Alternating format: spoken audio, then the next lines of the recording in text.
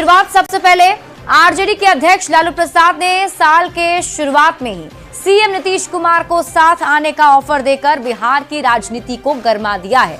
लेकिन नीतीश कुमार कुछ ही घंटों में लालू प्रसाद के ऑफर को ठुकराकर इस मामले पर विराम लगाने की कोशिश की है। ये रिपोर्ट देखिए, फिर खबर तो समझिए।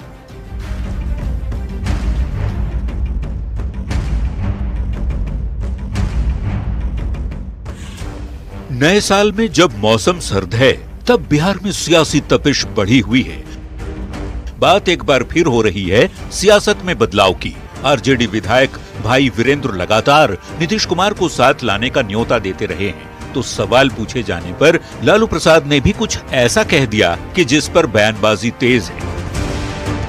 लालू ने कहा, अगर नीतीश कुमार आते हैं तो क्यों नहीं उनको साथ लेंगे, रहें साथ में, काम करें। उन्होंने फिर कहा कि हम लोग फैसला लेते हैं, लेकिन नीतीश कुमार को शोभा नहीं देता, वो बार बार भाग जाते हैं, निकल जाते हैं। अगर वह फिर आएंगे तो रख लेंगे। ये बयान आरजेडी के अध्यक्ष का है, जिनकी हर बात के पीछे मायने होते हैं। सियासी चाल में माहिर लालू का अंदाज अलग है, लेकिन लालू प्रसाद के ऑफर को चंद घंटे के अंदर ही नीतीश कुमार ने हंसते हुए नकार दिया। माफ कर देंगे, आप क्या बोल रहे हैं, हम आ जाएंगे। वहीं लालू प्रसाद के बयान पर सवाल पूछे जाने पर जेडीयू नेता और केंद्रीय मंत्री ललन सिंह के तेवर तल्ख दिखे। बोलिए ना, लालू जी क्या बोलते हैं, लालू जी क्या नहीं बोलते हैं, कि जाके लालू जी से पूछिए। नीतीश कुमार और उनकी पार्टी के नेता एक बार नहीं बल्कि बार बार ये साफ कर चुके हैं कि वो अब कभी भी आरजेडी के साथ जाने की गलती नहीं करेंगे। बावजूद इसके लालू प्रसाद ने साथ आने का ऑफर देकर बिहार में एक बहस तो छेड़ ही दी है। न्यूज 18 के लिए पटना से रवि एस नारायण और धर्मेंद्र कुमार के साथ ब्यूरो रिपोर्ट।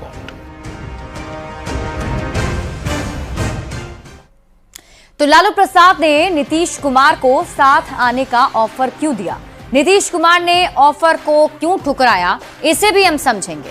लेकिन उसके पहले लालू प्रसाद के ऑफर के बाद कुछ सवाल खड़े हो रहे हैं। उन सवालों के जरिए खबर को समझते हैं। सबसे पहला सवाल, लालू प्रसाद को क्यों है नीतीश कुमार का इंतजार।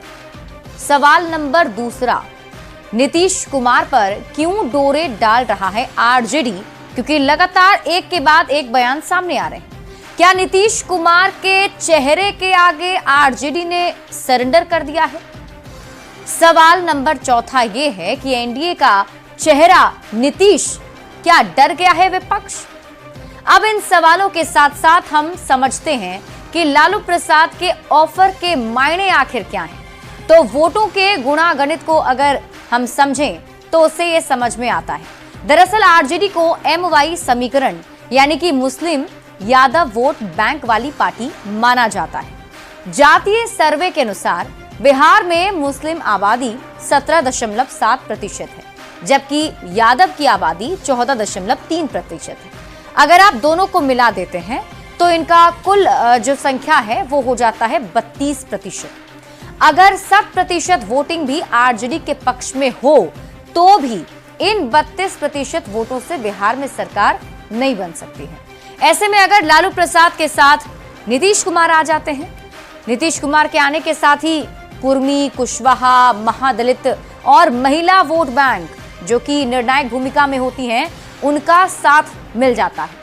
और यही वजह है कि लालू प्रसाद ने नीतीश कुमार को साथ आने का ऑफर दे दिया। इस बात को समझने के लिए 2005 से अब तक की बिहार की राजनीति को समझना भी जरूरी है। नीतीश कुमार का 1995 से ही बीजेपी के साथ गठबंधन रहा है। बीजेपी के साथ मिलकर ही नीतीश कुमार ने लालू परिवार को बिहार की सत्ता से बाहर किया था। 2005 में नीतीश कुमार ने बीजेपी के साथ मिलकर ही विधानसभा का चुनाव लड़ा और 15 साल के लालू राबड़ी के शासनकाल को उखाड़ फेंका। 2005 के बाद पहला लोकसभा का चुनाव 2009 में, उस समय तक बिहार से उखड़ने के बाद भी संसद में यानी कि लोकसभा में जो आरजेडी के सांसदों की संख्या थी वो काफी अच्छी खासी थी। लेकिन 2009 में नीतीश कुमार बीजेपी के साथ चुनाव लड़े और एनडीए ने 40 में से 32 सीटें जीती। 2010 में भी नीतीश कुमार बीजेपी के साथ ही चुनाव लड़े और ये इस गठबंधन का चरम काल था। हालात का अंदाजा आप इस बात से लगा सकते हैं कि एनडीए के खाते में उस वक्त बिहार विधानसभा की 243 में से 206 सीटें चली गई थी। अकेले नीतीश कुमार की पार्टी पूर्ण बहुमत से महज 7 सीट पीछे थी। आरजेडी महज 22 विधायकों वाली पार्टी बनकर रह गई थी। लेकिन 2013 में नीतीश कुमार का बीजेपी के साथ जो रिश्ता है वो खत्म हो गया और 2015 में नीतीश कुमार ने आरजेडी के साथ मिलकर महागठबंधन बना लिया और विधानसभा का चुनाव भी उनके साथ लड़े।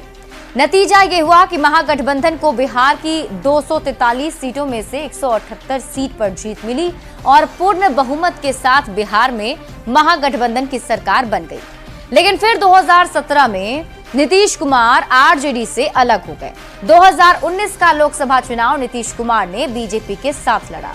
तब मोदी और नीतीश की जोड़ी ने ऐसा करिश्मा किया कि एनडीए को 40 में से 39 सीटों पर जीत मिल गई। महागठबंधन में कांग्रेस को महज 1 सीट पर ही संतोष करना पड़ा था, जबकि आरजेडी का तो खाता भी नहीं खुला। 2020 में भी नीतीश कुमार की पार्टी जेडीयू और बीजेपी ने साथ मिलकर चुनाव लड़ा। एनडीए को 125 सीट पर जीत मिली और बिहार में एक बार फिर से बहुमत के साथ एनडीए वाली सरकार बन गई। 2024 का चुनाव भी नीतीश कुमार ने बीजेपी के साथ मिलकर एनडीए के बैनर तले ही लड़ा और एनडीए को 40 में से 30 सीटें मिली, जिनकी मोदी की तीसरी सरकार बनाने में अहम भूमिका रही है। यानी कि जब जब नीतीश कुमार जिस भी गठबंधन के साथ रहे हैं, जीत उसी की हुई है। अब आप समझिए नीतीश ने लालू प्रसाद का ऑफर आखिर क्यों ठुकरा दिया। एनडीए के अंदर किसी तरह का कोई कंफ्यूजन ना रहे, गठबंधन को लेकर कार्यकर्ताओं के मन में भी कोई शंका ना रहे। 2020 में कंफ्यूजन की वजह से भारी नुकसान हुआ था। एनडीए खासकर जेडीयू को कई सीटों पर नुकसान उठाना पड़ा था और यही वजह है कि नीतीश कुमार की तरफ से कुछ ही घंटों के अंदर ये साफ कर दिया गया ताकि जो जनता है उनके बीच कोई गलत मैसेज ना जाए। बढ़ते हैं आगे और बात अगली खबर ही करेंगे। नीतीश कुमार आरजेडी के साथ जाने से इनकार कर चुके हैं। लालू प्रसाद भी पहले कई बार ना में जवाब दे चुके हैं। वहीं तेजस्वी यादव नीतीश कुमार के लिए दरवाजे बंद होने की बात कई बार दोहरा चुके हैं। ऐसे में सवाल है कि कौन कंफ्यूजन फैला रहा है। ये रिपोर्ट देखिए, फिर खबर तो समझिए।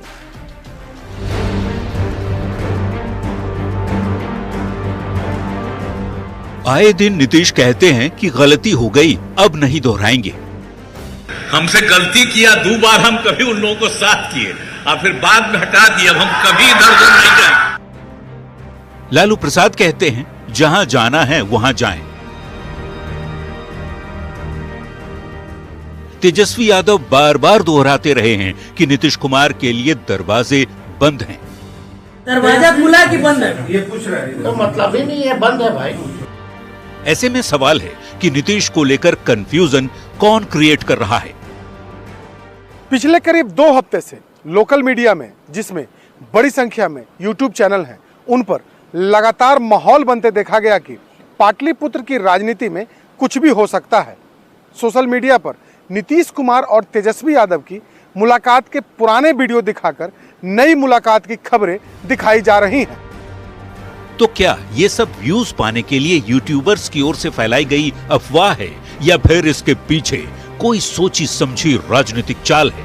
सोशल मीडिया और सोशल मीडिया के जो प्लेटफॉर्म हैं, इसके उपयोग और इसके प्रचार प्रसार से किसी को कोई आपत्ति नहीं है, लेकिन जब आप बार बार खबरों को आप उसी तरह से प्रयोग करेंगे तो एक समाज में एक कंफ्यूजन क्रिएट होता है।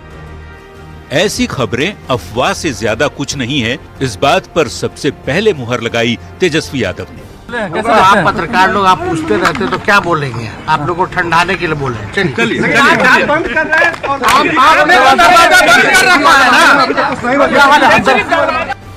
और फिर रही सही कसर पूरी कर दी नीतीश कुमार ने ये बात कहकर कि इसे जाने दीजिए। माफ कर देंगे, आप क्या बोल रहे हैं? हम आ जाएंगे। बिहार में इसी साल विधानसभा का चुनाव है। ऐसे में इस तरह की बातों से सियासी माहौल गरमाना कोई बड़ी बात नहीं है।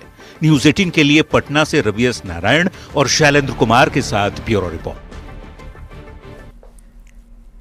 तो ये कंफ्यूजन क्यों क्रिएट किया जा रहा है, इसको समझने के लिए जानना जरूरी है कि नीतीश कुमार कब कब बीजेपी से अलग हुए और कब कब वापस लौटे।